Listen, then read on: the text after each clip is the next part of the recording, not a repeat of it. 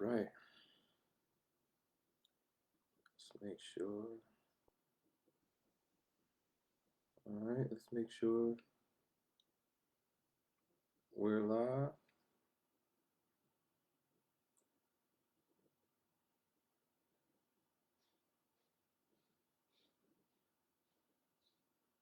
Let me see here. Okay. Got audio? Okay, good. What's going on, family? What's happening, everybody? What's going on? What's going on? All right, for those of you who do not know who I am Mr. King of Cash Charles Dyson, 39 years old. Haven't worked a job since April 2013. Helped people all over the world retire in less than 365 days with the information that I share. And I've been fortunate enough to make some pretty good money from home. And I love sharing those lessons that I've learned. And I decided to go live 90 days straight to, share those lessons and help people grow and get to a point where they have the capacity to make more money from home. And that's what happened to me. I learned some new information, started executing on that information, and ever since my life has just been elevating. And so during these 90 days of value, you're going to get some really, really powerful information that if you implement, I know it's going to make a positive impact in your life financially. And this is day 63, 63 days straight. We're on the last third of these 90 days of value. And today is going to be extremely powerful, right? Extremely powerful. The title for today, the title for today is You Can Skip Trauma and Advance a Generation. You can skip trauma and advance a generation. Today's going to be a very touchy subject, and this does have a lot to do with, you know, elevating your life financially. I mentioned this in a previous video during these 90 days of value. Everybody doesn't come from a good background, um, and those those that those things that you have experienced um, that may not have been positive at all do have an effect, right? And you have to deal with it. You have to also understand that it does not have to define you. It does not have to define you. Um, and that's what today's 90 days of value is all about. I've mentioned several times that I have 10 children, right? And you know, that's what today's message is really geared towards. You can skip trauma and advance a generation. Now, skip trauma. When I say skip trauma, that doesn't mean you don't deal with it, you don't acknowledge it. But what it does mean is you can build a culture within your family where your personal trauma doesn't get passed down to your children, right? And that generation, right, can advance much farther um, with with the right tools that you instill into them, right? And I have some notes that I'm going to follow here because this can turn into a very long video if I don't stay on task, right? Because this is, like I said, this is a touchy subject. This is something that um, is critical to understand. And I want to preface my comments by saying this. Um, what happened to you does not, like I said a couple of seconds ago, what happens to you does not have to define you. You can overcome anything, anything, right?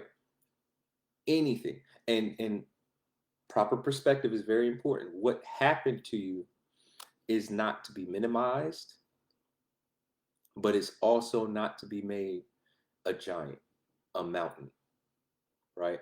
It's not to be made something that has to inhibit you, right? And when you stay locked into a mindset that rolls around the negative events of the past, right, that can prevent you from creating the future that you desire.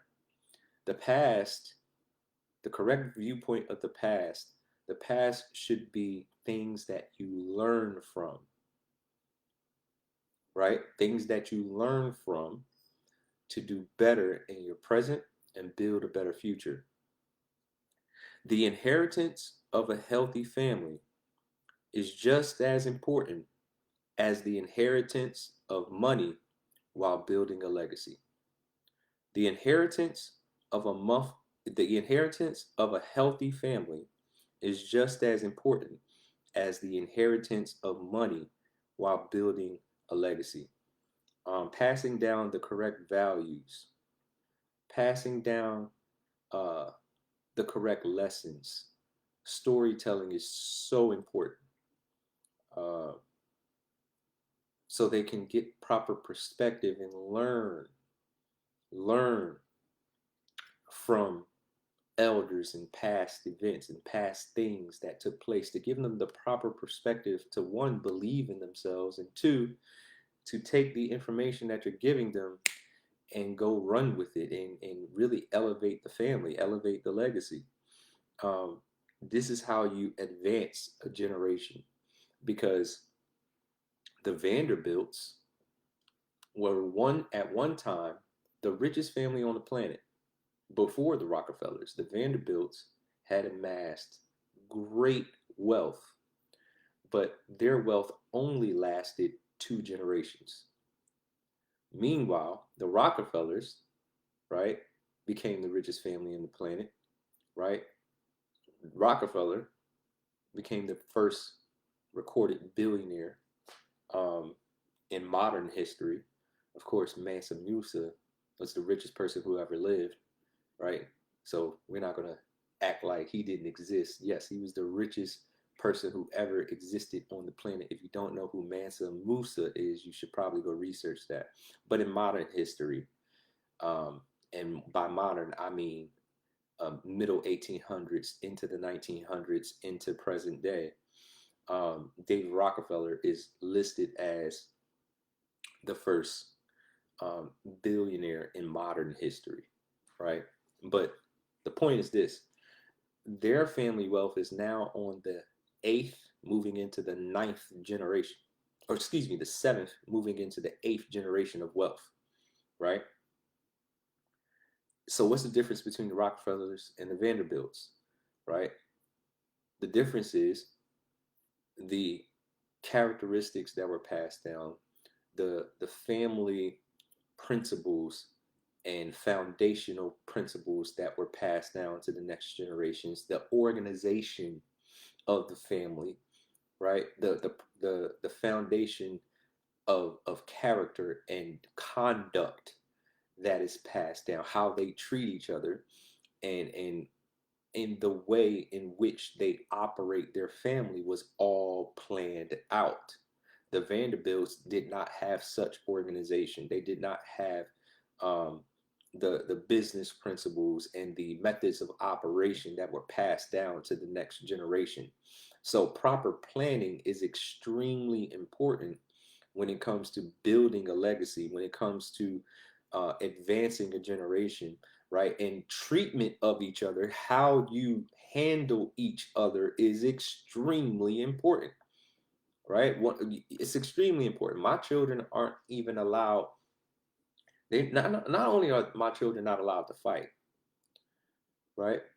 But they're not even allowed to raise their voice at each other. They are taught how to communicate, how to problem solve, how to, you know, respect boundaries. These are principles that I truly believe in, right? That will carry into their adulthood the high level of respect, the standard that has been set within my household, within my family, of how we handle each other, how we conduct ourselves, right? And the principles that we abide by that will advance a healthy family forward, right? A healthy family forward. So the inheritance of a healthy family is just as important as the inheritance of money while building a legacy. Okay? The parents play a pivotal role, right? The parents play a pivotal role in organizing this, right? But the children play a role too. And this is why it has to be taught from very young, right? From very young. Um,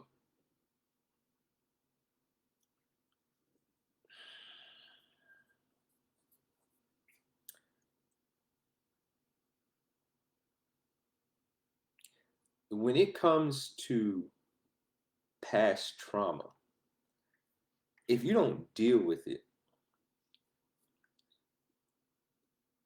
those same issues can be passed down to the next generation. And this is why I say you can skip trauma. You don't have to pass trauma down to your children, right? And this is important when it comes to legacy building. A broken family is not it's not good. It's not good, right? And I'm just talking from experience. Um, when it comes to structuring this this legacy, this family, when it comes to the principles that must be passed down. And that's why the two people who come together, right, to have children, to build, a future, have to be on the same page. Have to be on the same page. And even if it's a co-parenting situation where the two people are not together, still it is good to have some adult conversations about how that situation can, one, make the child, put the child first, two, the principles that are going to be taught to the child and how that child is going to be reared. It takes great maturity, and it doesn't always happen that way. It does not always happen that way, right? Which I'm gonna skip down. I'm gonna say this: um, the parents should teach and mold. Children should listen and grow, but the emotional intelligence of the parents affects the entire program. The emotional intelligence of the parents affects the entire program.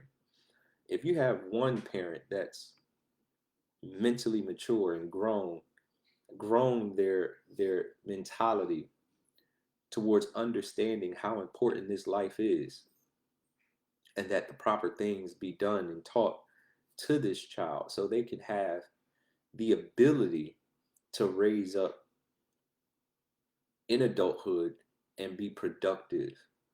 Not only productive, but carry the family legacy, right? That you were trying to establish.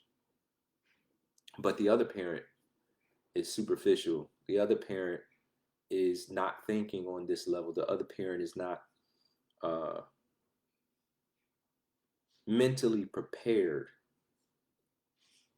for what it means to raise a child. That's a very difficult situation to be in. Trust me, I've been in those situations. A very difficult situation to be in. Um, Nevertheless, if both parents are not emotionally intelligent, then the one that is has the responsibility to continue building and molding the foundation that the children will be inheriting and living upon.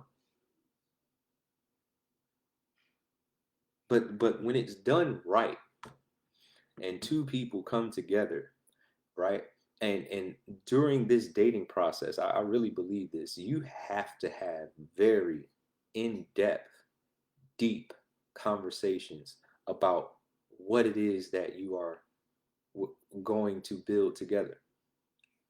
The problem, and I said this a couple of days ago on my Facebook feed, the reason why I don't talk about relationships a lot is because people have the incorrect, people at mass have the incorrect perception of what a relationship truly is, right? What marriage is truly about, what dating, the process of dating somebody is truly about, what it means for two last names to come together, two houses to come together. I don't know if you ever watched the Game of Thrones or any period pieces in the past, like Bridgerton, or any period pieces that are being produced. You can learn a lot, right? A lot from these period pieces because marriage was intentional, even today in other cultures outside of the black community. Um, this is going to be a little bit controversial. I probably shouldn't even say this. Uh, I kind of get arranged marriages. I do. Because if you understood the importance of bloodlines, if you understood the importance of two houses coming together and the intentionality behind it, yeah, I get it. I truly understand it, especially when it's done for the right reasons. Um, we see examples of it all the time. We see opportunistic people um, who take advantage of the fact that the person they're dating comes from a very strong family structure, a background of wealth, and they penetrate that family with nefarious intentions only to divorce and take massive amounts of wealth away from that family. There are people out there like that. Right? So I get the the idea of arranged marriage when done properly. I'm not talking about the despicable uh, activity of marrying 12-year-olds to grown men. That is the part that I don't agree with, obviously. That is disgusting. Um, that's not what I'm talking about, or 8-year-olds, like in some cultures where that is actually okay. No, I'm not talking about that at all. Um, but what I'm saying is for the protection of the family. There are some arranged marriages where there might be an 8-year-old and a 7-year-old, and they're raised together, and everybody knows that those two children, when they come of age, are going to get married for the sake of the two families building strong bonds and having intentionality on advancing the wealth and preserving the relationship between the two families. I get that. It's not popular, but I understand it, right? That's a little bit too far, but you get where I'm saying. You get what I'm saying. But when if two people understood the power in two houses coming together, right? Two families coming together, there would be a lot more proper planning. And in my youth, I did not understand this. In my youth, I was ignorant because guess what? If you aren't taught this, if watch this, if the only examples of men in your family with that you look up to, and trust me, children pay attention. If the only examples when you look up and you look around, all the men are cheating on their wives. The ones that are single are out in the streets,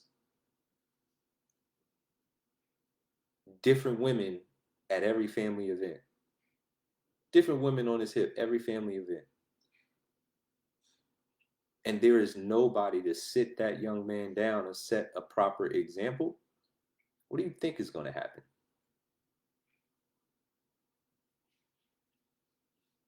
What do you think that child is going to grow up and do?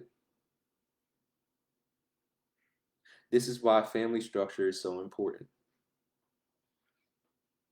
Proper planning is so important. Passing down certain principles are so important. This is why I conduct myself the way I do after becoming emotionally intelligent, after learning um, about all this information when it comes to trust and setting up assets within the family trust and insurance policies and wealth principles, moving money around, all this information that is extremely important. Guys, wealth is planned. It's not an accident. I don't care who it is, and I firmly believe this. I don't care who it is. I don't care if you don't like the celebrity. Doesn't matter, right? It doesn't matter. Wealth is not, it does not happen by accident. It doesn't. It's planned. And I'm not talking about riches. I'm not talking about riches. I'm talking about wealth. I'm talking about generationally money that get when someone dies, 3, 4 generations are taken care of because of that one person's life and the decisions that they made, or that couple that came together and built something.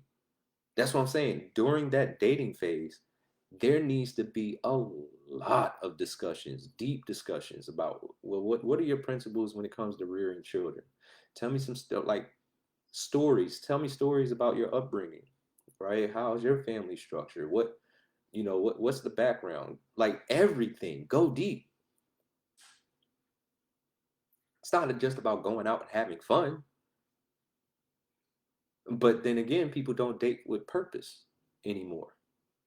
Not on That's not what's publicly promoted.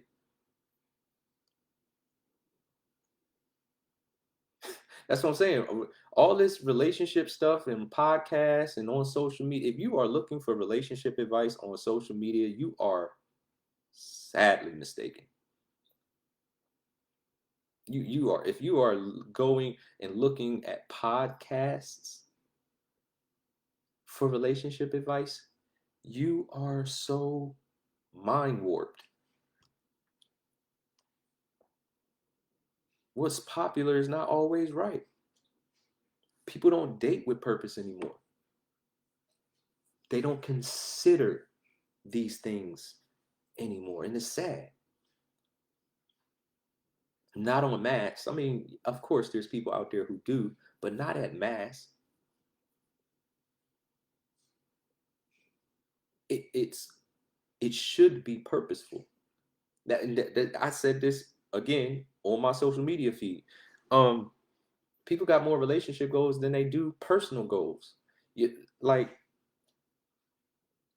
you should have personal goals that you are working towards.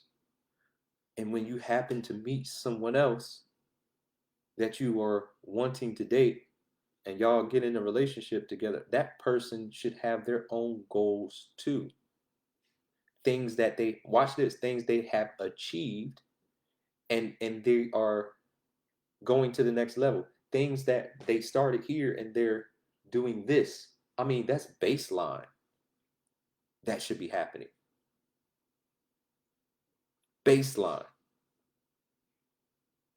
And then when you come together and those two houses come together, the assets and the advancement of this individual and the assets and the advancement of this individual, when those two houses come together, they both, the term that is popular, they're both bringing things to the table in character,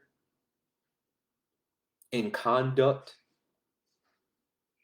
and in physical assets, and in information. Does this person have strengths that I can learn from? Are my weaknesses their strengths, and vice versa? Is it like, hello? It should be purposeful. And the things that you've experienced, the things that may not have been good, the trauma that you may have experienced, talk through that. Bear it open. If you are building a relationship with this person, and moving towards marriage, then that should be on the table. You should know what the door you're walking into, and vice versa, to make sure that that's some type of uh to one, make sure that there's healing that took place, right? But two, if children are involved, then those discussions can be had too, so you both can pour into that family structure, right? There should be foundational principles that are discussed, because the human brain is a machine. People look at children like they don't know. No, they do. They are human sponges. They're developing. And a part of their developing is watching you.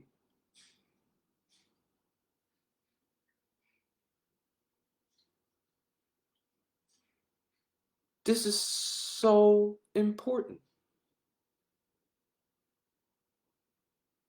And I'm walking this out in my own personal life. We have family meetings. We discuss conduct. We put issues on the table and discuss them.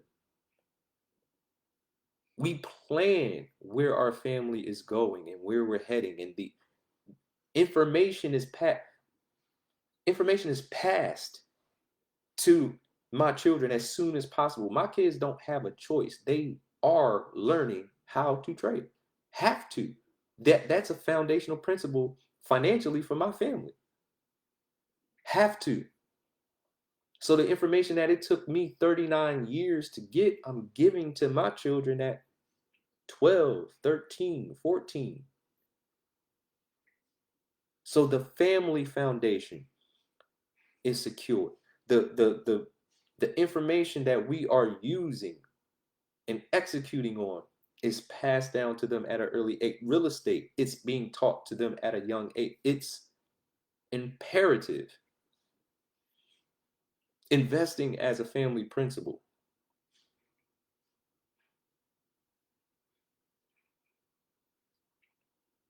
You can skip trauma and advance a generation. When the trauma is dealt with, healing can take place. And now the trauma is not a weight that is carried and passed to the children. Because what are you doing it for? Especially, I mean, some people don't have kids. I understand that. But if you do have kids, then this is important to understand. And I said this before, I just ain't judging nobody. I'm not trying to make anybody feel bad. I'm just trying to give you things to think about. When I say I love my kids, I really mean it.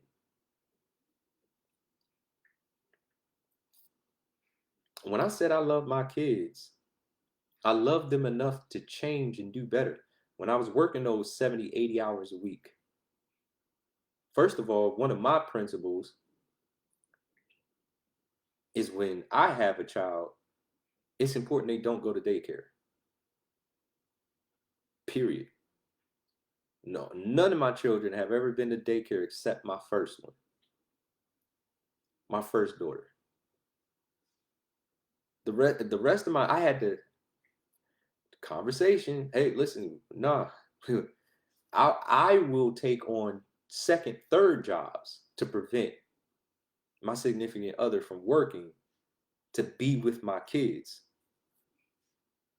Their safety is of my number one priority. And I ain't all the way wrapped tight upstairs when it comes to my children. I'm like a lion. I ain't all the way wrapped too tight. So to protect the population, I need to know my kids are safe. Because if I sent my child to a daycare and somebody harmed my children, I'm not calling the police. That's my crash out. You harm mine, I'm not calling the police. I'm not wrapped too tight up here when it comes to mine. I'm just not. I know me. So to protect the population, hey, I need my kids at home where I know they're safe, right? And it became of extreme importance when they started going to school, and these school districts, when things start changing politically, and it's important. It was of immediate, immense importance that I bring my kids home from school. If I say I love them, I don't look at the school as a place to send them to get a break from my children. No, I want my children around me. They're mine. If there's school shootings happening, I don't want my kids in that environment. Not mine. Because I promise you, I'm not going to the school with tears in my eyes. I'm going to the school with intention. Right? I gotta be careful what I say on these cameras. If you picking up what I'm putting down, when it comes to mine, hello? I'm going to that school with intention. I'm not waiting for the police to do anything. And I know me. I just had to get my children out of, because I love them. There's nothing I won't do for them. Hello? So it's of great importance to me. I want my children's most influential voice to be mine, right? Not the schools. You got to be careful with that, because as the advent of social media, as they get on social media and get online, as they get, acclimated and start seeing how the world works, I need my voice to be most influential in their life, because this work that I'm doing and these assets that I'm collecting and this life that I'm building, right? I've made a decision to give my life to be the one in my family to go ahead and secure my families for 400 to 500 years into the future. I'm not doing this for nothing. So the characteristics and the belief system and the foundational principles have to be passed down to the children, or we end up like the Vanderbilts. What, it was all for nothing. Vanderbilts are broke. They regular. While the Rockefellers are flourishing. Hundreds of people millionaires. Because one person had the foresight to set up a system, a family operational system, to ensure the legacy. Hello? I'm not doing this for nothing. So yes, the characteristics that you pass down, the conversations, the stories, the investment of time into the children are so important. That's how you advance a generation. Generations, plural.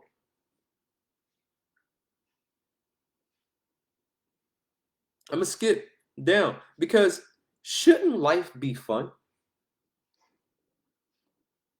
Don't you think you should build a life of positivity, love, laughter, and joyfulness? What other life is there to live? Somebody let me know. What are we doing it for? Is life just work and then die? Is life Sending your children to school 5 days a week while you're at work 5 days a week. And then on the weekends, there's household stuff to take care of. Like you got to squeeze in time with the family. You take 1, maybe 2 weeks of vacation time out of a 52-week year. You only own 1 to 2 weeks where you can do whatever you want if you can afford to do it. Is that life? Is that living? You were born into a system. I say this over and over again. You were born into a system. This system was in operation long before you got here. And if you don't understand the fact that you are in a system, you are behind the 8 ball. You better figure out how this system works and use it to your advantage. Play it at a high level instead of playing it the way the system is designed for you to live it. I put a post up yesterday, like all my friends, I got people in my life that I work with. Hundreds of thousands of dollars a month is normal. You can't make it normal until 1, you get exposed to it, and 2, you believe that you can do it. You got to listen to somebody that's elevated. And that's how I changed my life. That's how a man with 10 children can be at home, going live 62 days straight, talking about stuff that I'm talking about, because it works. The things I'm discussing in this live are of great importance. If you are dating somebody and you have not sat down to have these level of conversations, you probably need to do that. Don't waste time. That's one thing I don't like doing. I hate wasting time. Hate wasting time.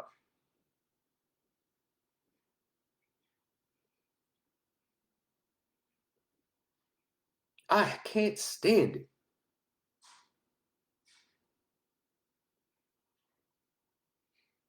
This is going to sound controversial, but I'm going to say it.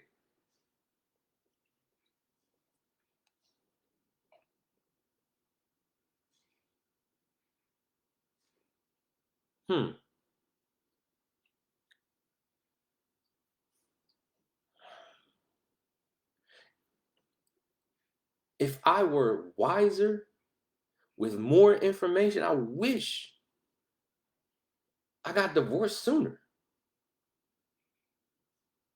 Because I hate wasting time.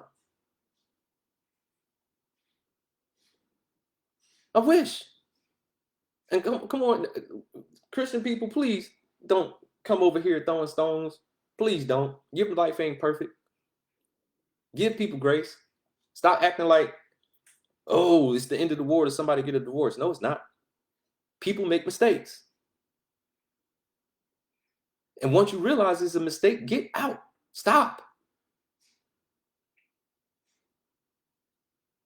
If you've done all the things that you can do and you realize that it's not, y'all not on the same page, and hey, hello, get out.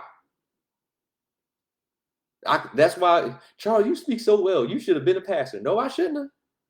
No, I shouldn't have. Y'all not ready for the y'all not ready for what I hey, sir, you're abusive. Ma'am, you need to get away from him. Today. Divorce. Now. I mean, God gave you common sense. Why are you with somebody who's beating on you? Any pastor who sends a woman back into a household where she's getting beat don't care about people. Divorce. Y'all won't want me to be your pastor. I'm telling you right now, it'd be a lot of divorces. Because I'm not sending a woman back into a household with a man that's beating on her. Oh, just pray a little harder. It'll get better. What? That's what I'm saying. The children are watching. They see that. That's generational trauma. No, get out. Leave today, now. I don't got no money. So what? Figure it out. Y'all wouldn't want me to be a pastor. I'm telling you right now. Charles, you speak so well. You know the word. That's so wonderful. I've had pastors pray on me. You should be my deacon. No, I don't want to be your deacon. No, I don't. Nah, cause no. Telling you right now, God gave you common sense.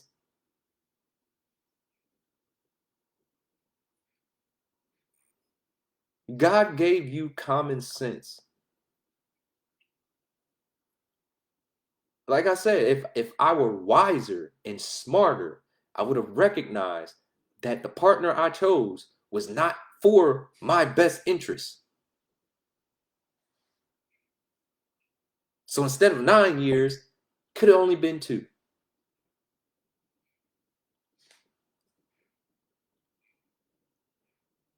I'm telling you, like I said, I'm going to tell it. I'm not going to mince words. I'm not here to lead nobody the wrong way.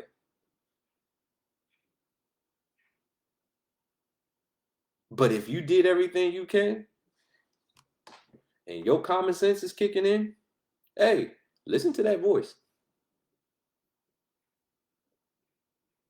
Shouldn't life be fun? Don't you think you should build a life of positivity, love, laughter, and joyfulness? I mean, ain't that the point? What we get married for if we not trying to produce an environment that is good? Really, all it takes is 2 people coming together and communicating. Hey, this is what I need. This is what you need. My needs aren't being met. If my needs aren't being met and your needs aren't being met, let's see what, if we love each other, let's see what each other needs and let's move in that direction. Let's get the love back in the house. Let's get peace back in the house. And if the other person you're with is not on that page and they don't want peace, hey, you got some decisions to make. Hey, if you're trying to build something significant, then discord and peace can't be in the same environment. They can't exist at the same time. Discord and peace can't exist in the same environment. And if the other person is not emotionally intelligent enough to understand that, hey, some decisions got to get made. 2 people coming together for purpose with a plan. Y'all do know.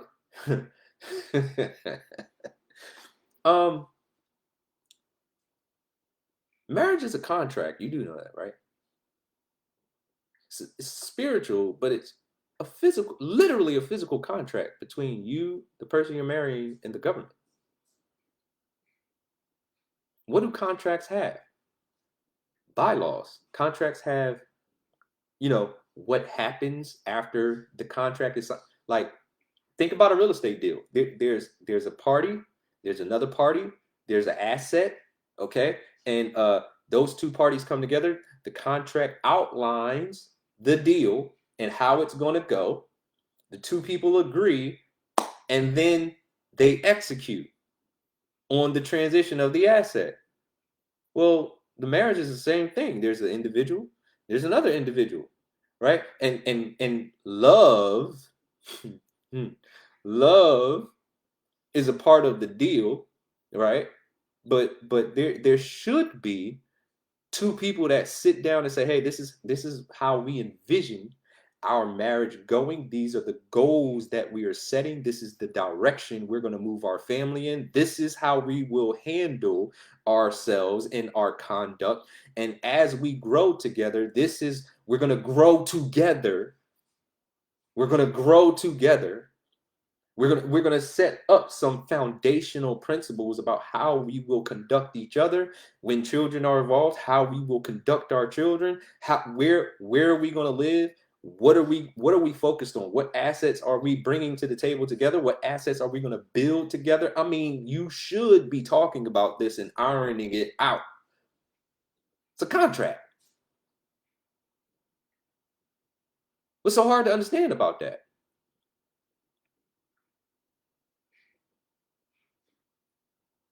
And if there's a breach in contract, hey, some decisions got to be made. I didn't sign up for this.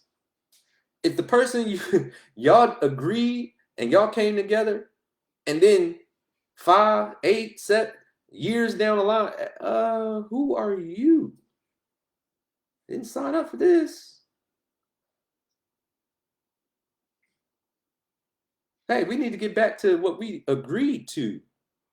This is what we said we were going to do. This is how we said we would handle each other. This is the direction we said we were going to move in.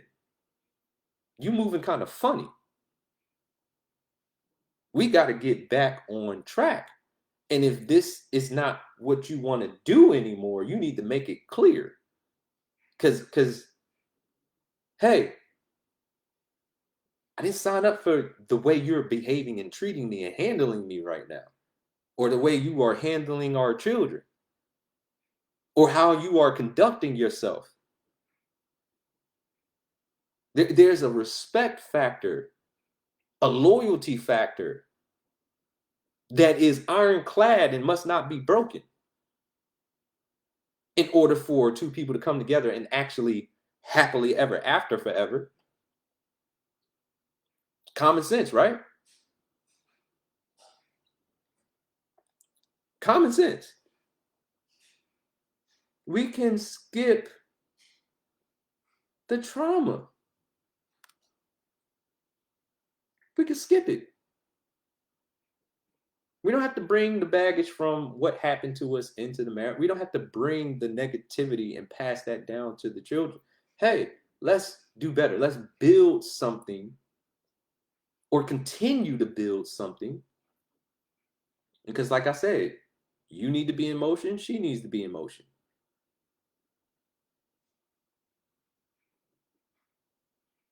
Women, you need to be in motion. He needs to be in motion. It should look like this.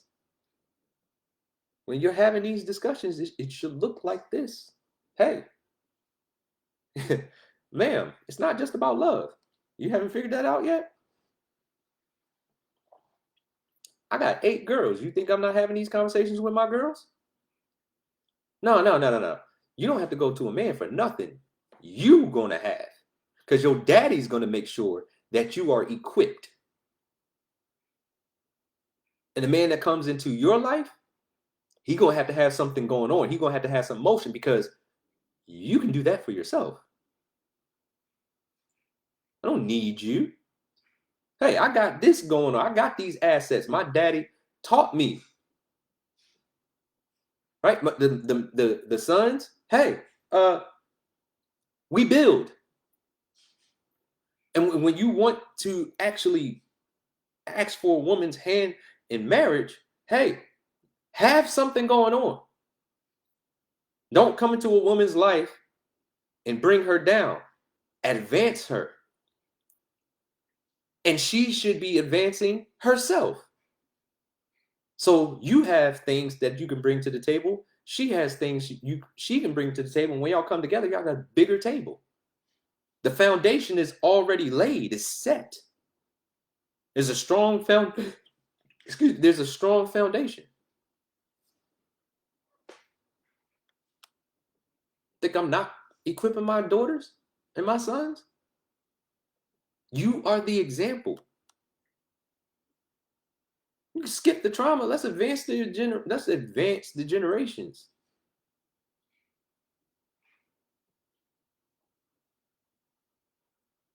Shouldn't life be fun? Don't you think that you should be building a life of positivity, love, laughter, and joyfulness? Great experiences? What other life is there to live? Why are we walking around upset? Why are you in a relationship upset? Not only should it doesn't stop. Not only should you be pouring into that woman, not only should you be pouring into that woman should be pouring into you. Ladies, not only should you be pouring into the one you said you wanted to be with for the rest of your life, he needs to be pouring into you. It's a two-way street. When you love somebody, hello. I mean, are you watching signs? You're dating them. If you're in the dating phase, hey, pay attention. Pay attention. You're learning. You're collecting data. Hello?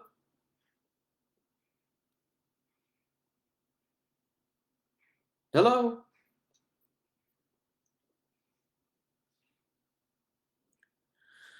Mm. Everyone makes choices.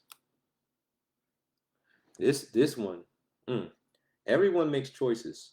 Some choices your children make, you cannot control. Teaching your children while they're young is so important. Making that time investment into your children while they're young is extremely important.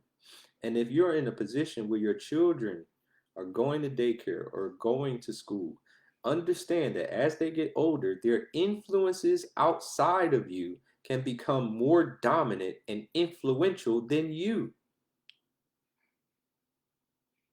Mm,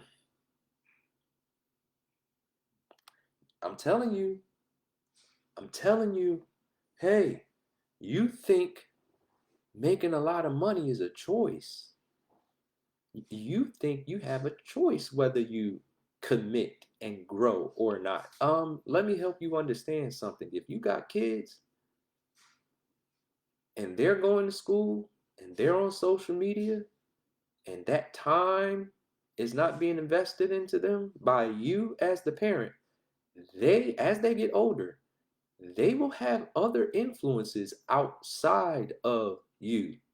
You have to set up the environment where you are the dominant influence, or else things can go left. You hit that teenager stage and you looking at an alien. Who are you? I didn't.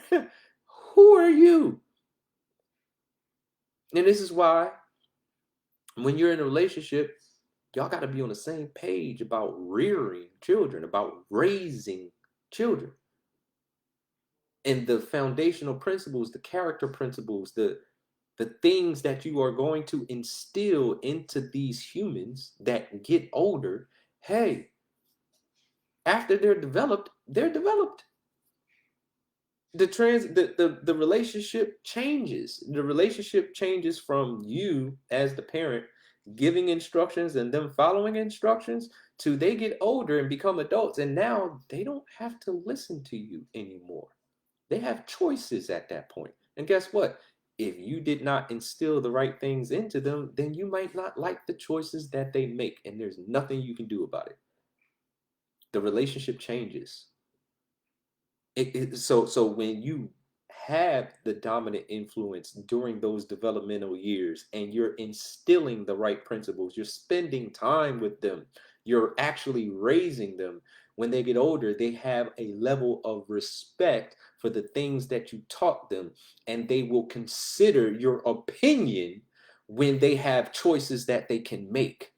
Because if you're building a legacy and advancing and collecting assets and putting them in trust, but the children have no respect for you, then they just waiting for you to die so what you built can just pass to them. You don't want that.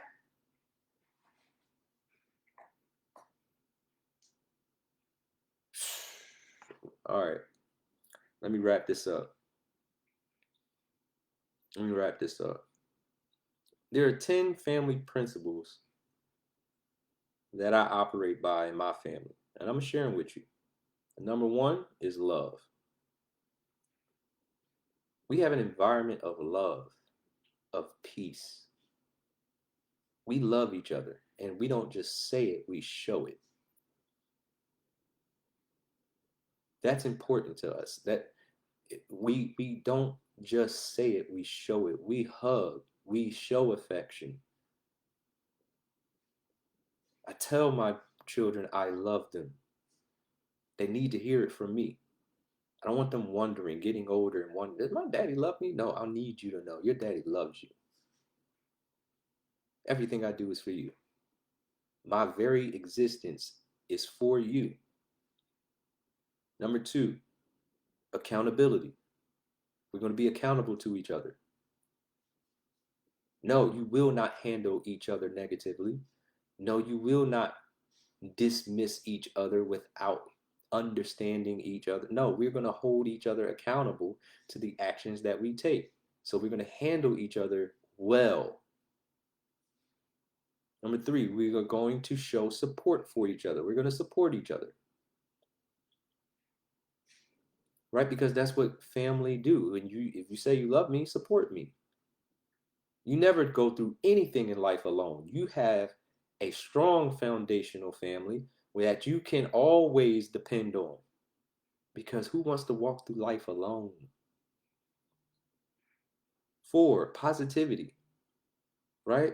Positivity. Now, that doesn't mean that we won't have issues and problems, but we're always going to handle each other correctly and get to an understanding with each other and move forward with positivity. We're going to be solution oriented, right? Number five, togetherness. We come together, not just on holidays, but just because on a random Tuesday. When they get older and they have their own things going on, no, the family structure is important. We come together. We come together often, no matter where you are on the planet. Hey, private jet won't be a problem. Hop on the jet, come back. Hey, wherever our roots are planted, hey, come home.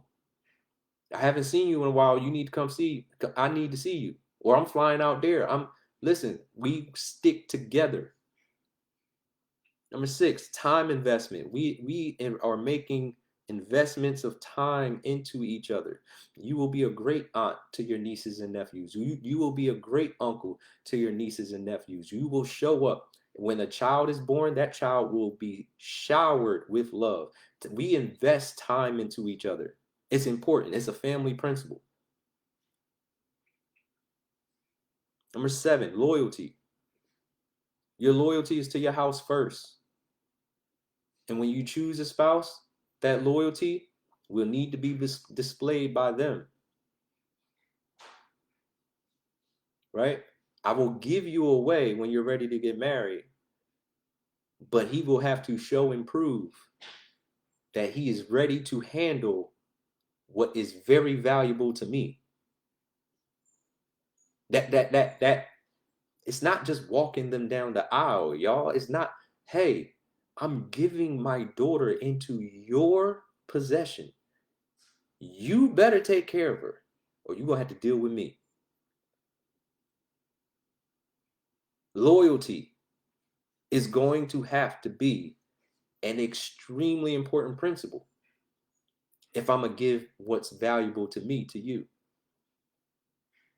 You will be loyal to her and you will be accountable to me and all her brothers and all her uncles and all her the family structure is important.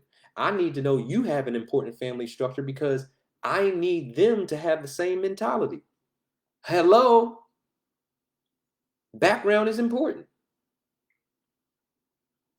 Number eight, consideration. Empathy. We will consider each other. We will handle each other correctly.